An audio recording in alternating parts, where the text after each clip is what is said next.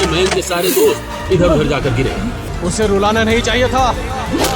मेरी बीवी को डराया, उस पे गंदी नजर रखी। आज मैं तेरी आंखें नोच लूंगा। मम्मी, जीजाजी इतने पावरफुल और गुस्से वाले होंगे ये तो मैंने सोचा तक नहीं था। मुझे लगा पूरे दिन काम करते हैं इसलिए इतनी बॉडी बन गई है। अरे चुप कर, ये हमें कंगाल करके छोड़ेगा। सिन्हा साहब हमारा दिवाला निकाल देंगे अगर उनके बेटे को कुछ भी हुआ तो। भागने ना पाए। रुक नैना, तुम्हें मेरी बात सुननी ही होगी। अग्रवाल खानदान की बेटी नैना जो एक बिजनेस प्रोजेक्ट के चलते अपने कुछ इन्वेस्टर से मिलने पहुंची थी, उन लोगों ने अपना वो रेस्टोरेंट पहले से फुल बुक कर लिया था और सिन्हा कॉर्पोरेशन का इकलौता वारिस मयंक जो नैना को बहुत पसंद करता था उसे प्रपोज करने की कोशिश कर रहा था, पर नैना को उसमें कोई इंटरेस्ट नहीं था। नैना भागने की कोशिश करते हुए बोली, अगर मेरे घर वालों को पता चला ना तो तुम्हारी वो हालत होगी जो तुम सोच नहीं सकते। एक शादीशुदा लड़की को प्रपोज करते हुए तुम्हें शर्म नहीं आती? नैना की ये बात सुनकर वो लोग जोर जोर से हंसते हुए बोले, किसकी औकात है जो सिन्हा कॉर्पोरेशन के इकलौते वारिस से टक्कर लेगा? तेरे बाप की कंपनी मेरे पैसों पर चल रही है। अरे मयंक, तू इसके पति को भूल गया क्या? कहीं उसी की धमकी तो नहीं दे रही है हमें? पति? अरे खाक का पति। नैना मेरी बात मान लो, तुम्हें रानी बनाकर रखूंगा। जरा सोचो, तुम्हारा पति कभी वो स्टेटस हासिल नहीं कर पाएगा जो मेरे पास है। मैं तो कहता हूँ मयंक, इसकी उंगली में अपने नाम की अंगूठी पहना दो, यही हमारी भाभी बननी चाहिए।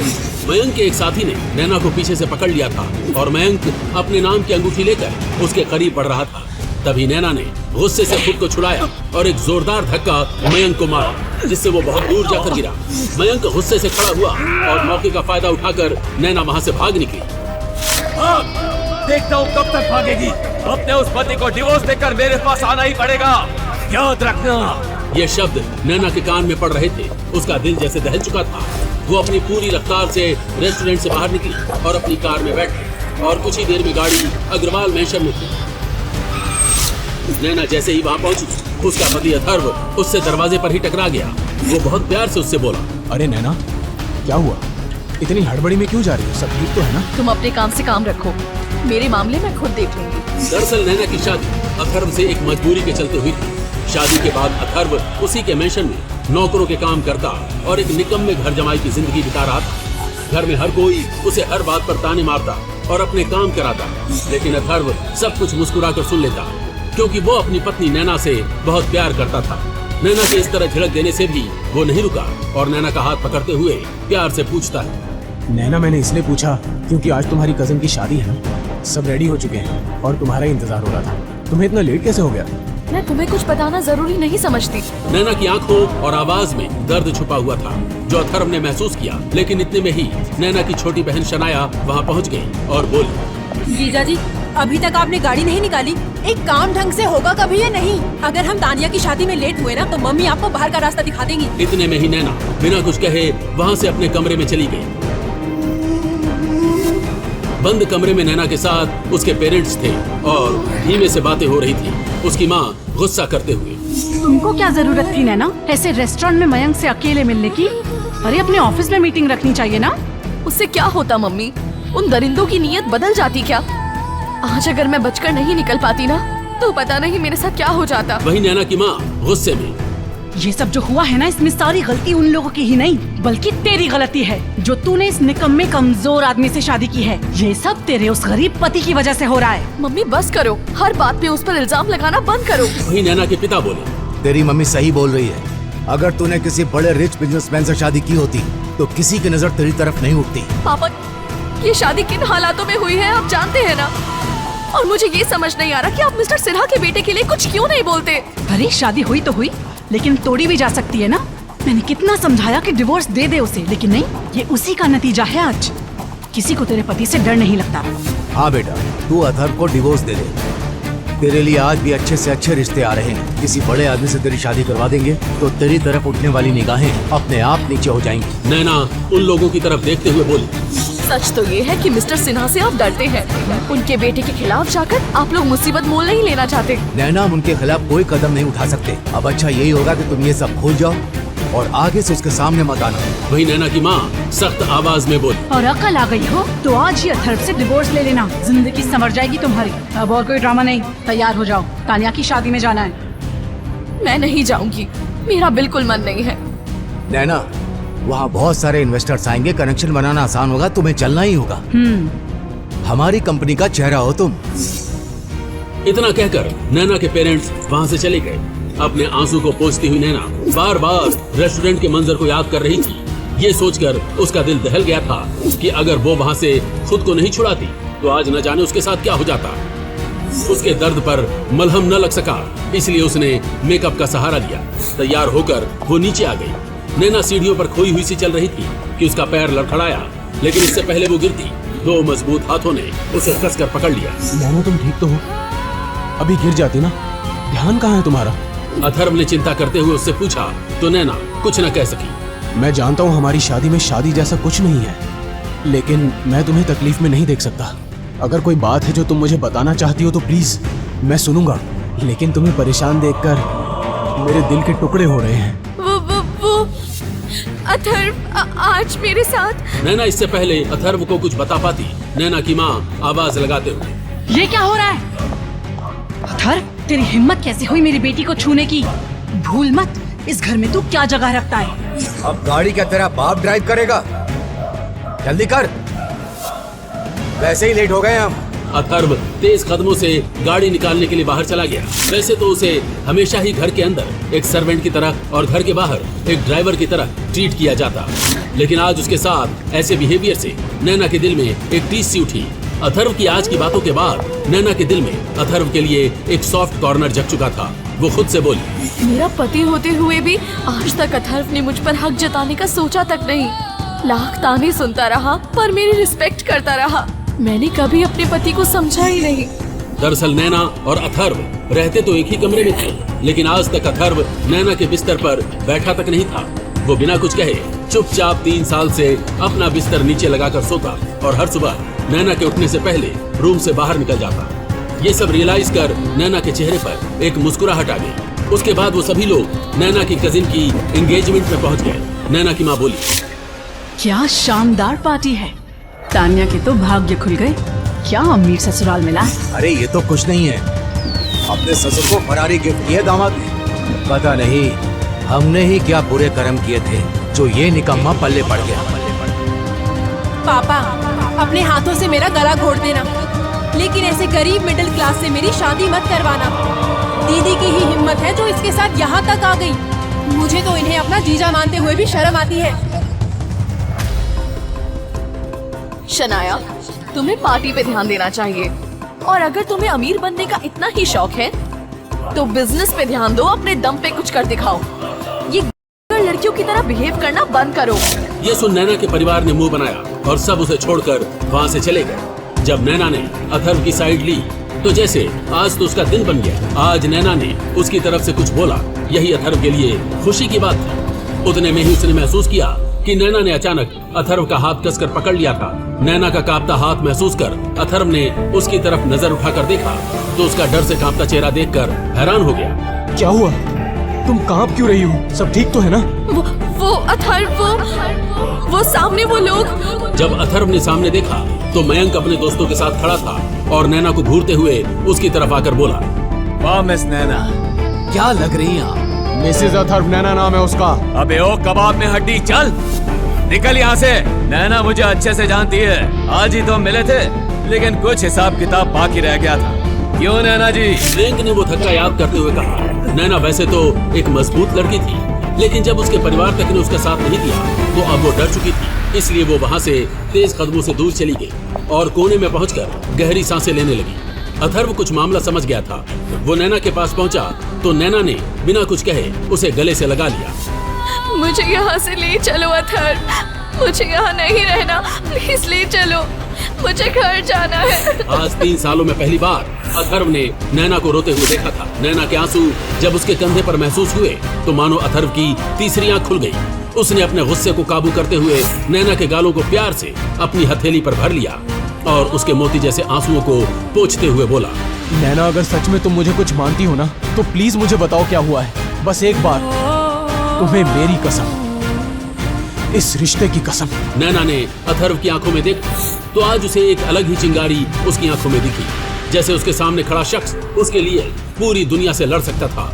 नैना को ऐसा लगा कि अगर अथर्व उसके साथ है तो उसे कुछ नहीं हो सकता। उसने रोते हुए पूरी बात अथर्व को बता दी, जो कुछ उसके साथ रेस्टोरेंट में हुआ था। वो बहुत पावरफुल है अथर्व, हम उसका कुछ नहीं कर सकते। चलो यहाँ से चलते हैं। नैना, तुम यहीं रहो प्लीज। मैं हूं ना, तुम यहाँ से हिलना मत। अथर्व ने नैना के माथे को प्यार से चूमा और गुस्से से अपनी स्लीव्स फोल्ड करते हुए सिन्हा के बेटे मयंक की तरफ बढ़ा, जो अपने दोस्तों के साथ खड़ा था। अथर्व को आता हुआ देख एक लड़का बोला, भाई, तेरी वाइफ बड़ी जबरदस्त है। क्या किस्मत है तेरी। माँ कसम, जब से देखा है ना नैना को, सो नहीं पाया हूँ।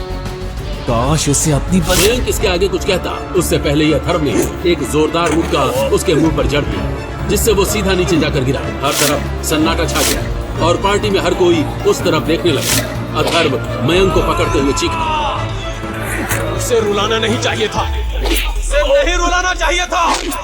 ओ पागल है क्या? जानता है तूने किस पे हाथ उठाया है? मयंक के दोस्तों ने अथर्व को हर तरफ से पकड़ लिया और नीचे पड़ा हुआ मयंक उठकर चिल्लाया, मारो कुत्ते की तरह। मैं अभी अपने पापा को बताता हूँ, सबके सामने इसके गले में पट्टा डालूंगा। मयंक अपने पापा को कॉल करने लगा। वही अथर्व ने अपना हाथ इस तरफ उठाया कि मयंक के सारे दोस्त इधर उधर जाकर गिरे और अथर्व मयंक का गला पकड़ते हुए बोला, उसे रुलाना नहीं चाहिए था। मेरी बीवी को डराया, उस पे गंदी नजर रखी। आज मैं तेरी आंखें नोच लूंगा। ये सब देखकर तो नैना और उसके परिवार की आंखें फटी की फटी रह गई। शनाया अपनी माँ से, मम्मी, जीजा जी इतने पावरफुल और गुस्से वाले होंगे ये तो मैंने सोचा तक नहीं था। मुझे लगा पूरे दिन काम करते हैं इसलिए इतनी बॉडी बन गई है। अरे चुप कर, ये हमें कंगाल करके छोड़ेगा। सिन्हा साहब हमारा दिवाला निकाल देंगे अगर उनके बेटे को कुछ भी हुआ तो। वहीं अथर्व ने मयंक का गिरेबान पकड़ लिया था। उसके सर पर जैसे खून सवार हो गया था। मयंक के दोस्त तो वैसे ही पिटकर जमीन पर पड़े करा रहे थे। वहीं मयंक अथर्व से लगातार छूट रहा था और अथर्व एक ही बात रिपीट किए जा रहा था। उसकी आंख में आंसू आया कैसे? तूने उसे छूने का सोचा कैसे? मेरी नैना को रुलाया कैसे? अथर्व प्लीज रुक जाओ। नैना की आंखों में आंसू आ गए। सच्ची मोहब्बत क्या होती है आज अथर्व ने ही उसे सिखाया था। वो नहीं चाहती थी अथर्व ऐसी कोई बड़ी गलती करे जिसकी वजह से वो उससे दूर हो जाए। वो भागते हुए अथर्व के करीब गई और पीछे से उसे बाहों में भर लिया और रोते हुए बोली, अथर्व बस करो प्लीज, आप बंद करो ये सब। अथर्व तुम्हें मेरी कसम। नैना प्लीज चुप हो जाओ, मैं नहीं देख सकता तुम्हारी आंख में आंसू। बस एक यही मेरी कमजोरी है और कुछ भी नहीं। अथर्व ने मयंक को छोड़ दिया जिसके शरीर के हर हिस्से से खून टपक रहा था। मयंक नीचे गिरा पड़ा। वहीं जितने में अथर्व नैना की तरफ पलटा उतने में ही किसी ने उन दोनों को अलग कर दिया और अथर्व को धक्का मारकर पार्टी के बीचों बीच खड़ा कर दिया और चिल्लाते हुए, अपनी औकात कैसे भूल गया तू? हमें बर्बाद कर दिया तूने। खुद को हीरो समझता है तू? मेरी बेटी की फिक्र सिर्फ तुझे यही दिखाना चाहता है ना तू? मम्मी छोड़ो उसे, आपको शर्म आती भी है या नहीं? नैना ने अपनी माँ को धक्का मारते हुए कहा। वहीं उसके पिता भी उधर आकर, शर्म तो तुझे पैदा करके आ रही है। हमें तेरे निकम्मे पति ने हमें बर्बादी तक पहुंचा दिया है। मिस्टर सिन्हा, हमें छोड़ेंगे नहीं। नहीं, अब हमारा इस लड़की से कोई रिश्ता नहीं है। हम अभी इसी वक्त अग्रवाल खानदान से नैना और उसके पति को अलग करते हैं। नैना का पूरा परिवार मिस्टर सिन्हा से डरा हुआ था। वो लोग पहले ही नैना से रिश्ता तोड़कर इस मुसीबत से अपना हाथ पीछे खींच लेना चाहते थे। नैना को कोई कुछ नहीं बोलेगा। जो कुछ भी किया है वो मैंने किया है, अपनी मर्जी से किया है। उसका इन सबसे कोई लेना देना नहीं है। कोई कहीं नहीं जाएगा। अब तो पुलिस के आने पर यह मैटर सॉल्व होगा। और लड़के, तुमने मेरे बेटे पर हाथ उठाकर बहुत बड़ी गलती की है। यह अभी थोड़ी देर में पता ही चल जाएगा। अथर्व उसे देखकर मुस्कुराने लगा, जिसकी वजह से मिस्टर सिन्हा की आंखें गुस्से से लाल हो गई थी। उसने कहा, लगता है लोग हमारी शराफत का कुछ ज्यादा ही फायदा उठाने लगे हैं। तुम्हारे साथ मैंने तुम्हारी वाइफ को भी सबक नहीं सिखाया तो मेरा नाम भी अभिमन्यु सिन्हा नहीं। इस लड़की के लिए तूने मेरे बेटे की ये हालत कर दी। देखना मैं इसका क्या हाल करता हूं। मिस्टर सिन्हा ने अभी इतना बोला ही था कि अथर्व ने आगे बढ़कर अपने एक हाथ से उसका गला पकड़ लिया और धीरे से मिस्टर सिन्हा से कहा कि मैं तुम्हारी उम्र का लिहाज करके इसे तुम्हारी आखिरी गलती समझकर माफ कर रहा हूं। मेरी वाइफ की इंसल्ट करने की गलती तुम्हारे बेटे ने की थी। अगर तुमने भी ऐसा ही किया तो शायद तुम्हारा भी ऐसा ही हाल हो। और तो तुम जानते ही हो कि बुढ़ापे में हड्डियां टूटने का दर्द कैसा होता है। और देखना, तुम खुद मेरी वाइफ के पैरों में गिरकर नाक रगड़ोगे और तुम्हारा ये बदतमीज लड़का भी ऐसा ही करेगा। अथर्व ने ये बात इतनी धीरे से कही थी कि सिर्फ मिस्टर अभिमन्यु ही उसे सुन पाया। वो उस लड़के की धमकी सुनकर अंदर से कांप गया था। उसके बाद अथर्व ने उसका गला छोड़ दिया। मिस्टर सिन्हा का गला दबने की वजह से एकदम लाल हो गया था। विजय ने आगे बढ़कर अथर्व को 2-3 थप्पड़ मार दिए। उसने कहा कि ये आज तुझे क्या हो गया है? इसका नाम हमारे शहर की बड़ी हस्तियों में गिना जाता है और तुम्हें कोई हक नहीं था इनकी इतनी इंसल्ट करने का। अभी इनके पैरों में गिरकर माफी मांगो, नहीं तो मुझसे बुरा कोई नहीं होगा। शशिकांत भी ये सब देखकर डर गए थे। उन्होंने भी अथर्व से कहा कि इनसे माफी मांगो, लेकिन वो अपनी जगह से टस से मस नहीं हुआ।